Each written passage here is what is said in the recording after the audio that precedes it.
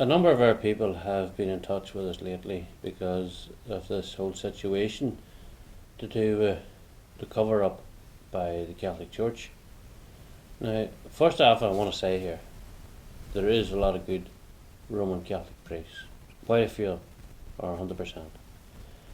But we have been saying for quite a while about a number of priests who were involved in terrorism, and now we believe is the time for to bring it out, because people didn't believe or wouldn't believe the like of what has went on, that's been reported today or over the last number of weeks, went on. But now they're starting to realise, well, it did happen within a secret society that thought they were untouchable by the law of the land and even God's law. They've got this type of law that they say they have a right to withhold information. There's no right, especially when it comes to the right to kill. Thou shalt not kill. So if the priests were to come forward in South Armagh, and we're talking mostly about South Armagh here now. Now we know there is other ones in other areas who have been involved. You have the Cloddy bombing, you have the priest who brought in the weapons and stuff for the IRA. But we're talking about local incidents here. We have the incident of the Tullyvallen massacre, where individuals went to a priest's house after they carried out the massacre of Protestants in the Bodder area. And we have the case with Sean O'Callaghan, who was the leader of the IRA in Southern Command. He was actually in charge in the south. Talks about going back to a priest's house and them celebrating after the murder of an individual. I think it was a police officer at one stage, and there was another issue as well, somebody else that murdered. And actually at that house, and I think Sean O'Callaghan said that's what turned him. They'd shot a woman, and one of the individuals in the house with the priest said, well, maybe we got 2 for 1. And whenever he was pushed about what did he mean, he said, well, maybe the bitch was pregnant. Now that was in a priest's house, a celebration after the murder of an innocent individual.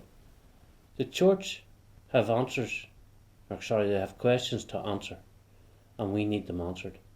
You look at HET, there's millions being spent. Well, perhaps now is the time for the priests to come forward and tell us what they know about people that were involved in terrorist activities. We probably could solve 50% of the murders straight off by a number of these priests who were involved coming forward. And I know that people lecture me about we're attacking priests here, but let me tell you this. For 30 odd years we knew there was individual priests within our community who were involved in helping the terrorists, moving weapons, washing their clothes, giving them a safe house. Now, people within our community, that still runs deep. Now's the time to bring it out. When you've got all this paedophile stuff going on, let's have a full inquiry and let's include the terrorist activity as well, and let's get it cleared up once and for all. The other thing I would say, people remember, I'm sure, if they don't I'll recall it to them, the situation where I had with Father Reid, Alec Reid, and why he was so aggressive towards yourselves in the Presbyterian Hall in Belfast, and why he called us Nazis, that we were no better than Nazis. The reason was, Father Reid had told me that he was Gerry Adams's private spiritual advisor for 25 years.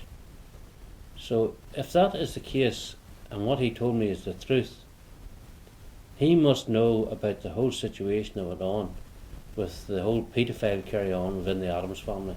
He knows all about that. He must know all about it, because he made it quite clear that him and Gerry was very, very close friends, and he had led him spiritually. I didn't know at the time, but now it's starting to make sense. The Adams family, Gerry and the brothers and all, obviously there was the whole paedophile thing there, and Father Reid probably knows all about that, and he knows that he had a duty or responsibility there which he didn't uphold, and that was to protect the children within them families. Now that needs to be looked at. But coming back to the local scene, and I'll name the boy, Anthony McCooey, who was arrested for the Tullyvallen massacre. His interview notes are there, and he told what they did after they murdered the man that they stabbed 57 times and cut his throat. He told what house they went back to, the priest's house that they went back to. And we know the name of the priest, to get cleaned up because they were covered in blood from head to toe. We know the name of that priest. It's in interview notes where this convicted terrorist, who was convicted for the Tullyvallen massacre, broke down and told everything. He also told about other incidents of other IRA men who hid out in this priest's house in South Armagh. Now, we want that investigated, and we want the Catholic Church to take a look at, was there a widespread situation whereby there was a number of priests who were involved in terrorist activity and covering up for the terrorists? We want to know. Parties going on after killing people in priest's house because they knew there was the unwritten rule that the security forces would not go in and search a priest's house or a cardinal or whatever. We all want to move on, and no better time to move on than now. This whole situation of what was going on with the children and all in the Catholic Church, it shouldn't have went on, but it did happen. Surely people can now accept the fact that we are saying that there's priests also involved in terrorism within the Catholic Church who helped the IRA do their campaign, who moved weapons around the countryside, who gave them safe houses, who took individuals back and forth across the border. We need answers to them questions.